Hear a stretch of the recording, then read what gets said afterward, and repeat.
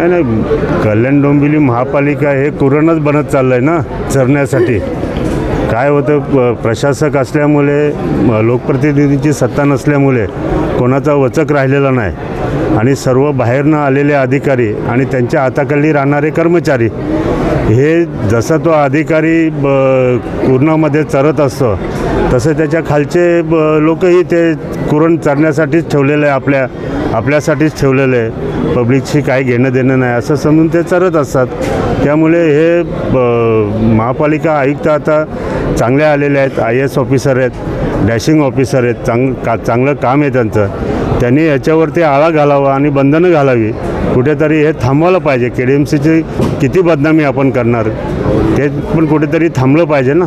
त्यामुळे ही सामूहिक जबाबदारी ती सर्वांनी पार पाडली पाहिजे. पहिली गोष्ट म्हणजे मी एवढंच म्हणेल की जेव्हा एखादा प्रस्ताव आमच्याकडनं जातो, म्हणजे वास्तुविशारदाकडनं प्रस्ताव जातो, तेव्हा त्या कागदपत्रांची छाननी करणं बघायला गेलं तर वास्तुविशारदाचे आहे. त्यांनी 7/12 घेतले, त्यांनी TLR घेतला किंवा काय घेतले, हे सगळ्यांची छाननी करणे ही पहिली प्रथम जबाबदारी ही वास्तुविशारदाची असली पाहिजे. आणि ती केल्यानंतर त्याची पुढची जबाबदारी महानगरपालिकेची असते की ते कागदपत्र ॲथॉन्टिक आहेत की नाही बघण्याचा अधिकार महानगरपालिकेचा असतो. आणि असे अनेकदा असं घडतं की वास्तुविशारद याच्यामध्ये कुठेतरी सामील असतो आणि त्याच्यात कधी महानगरपालिकाही सामील असते आणि असे काही प्रकार मग होत असतात आणि याचा फटका सर्वसामान्य माणसाला बसतो आणि बसत राहतो. आर्किटेक्टच्या याच्यामध्ये आम्ही नॅशनल लीगल अफेअर कमिटी एक फॉर्म झाली, त्याच्यामध्ये पूर्ण इंडियामधनं 8 लोक आहेत, त्याच्यामधला मी एक मेंबर आहे आणि आमचे राजीव ताईशिटे सर हे त्याच्यातले चेअरमॅन आहेत.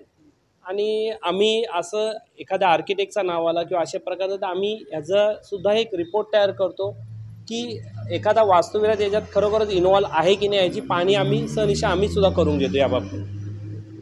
मला एक सांगा की नेमकं काय म्हणजे तो जो नकाशा होता तो बनावट आलेला आहे का काय, नेमकं काय झालेलं?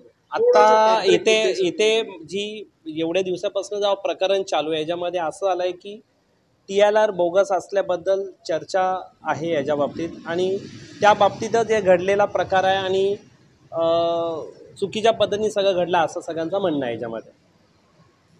तुमचं काय संभाषण झालं? तुम्ही सिनियर PI बरोबर आता भेटायला आम्ही थोडा समजायचा प्रयत्न केला, परंतु याच्यावरती दुपारनंतर बोललं तर ती योग्यता जास्त राहील.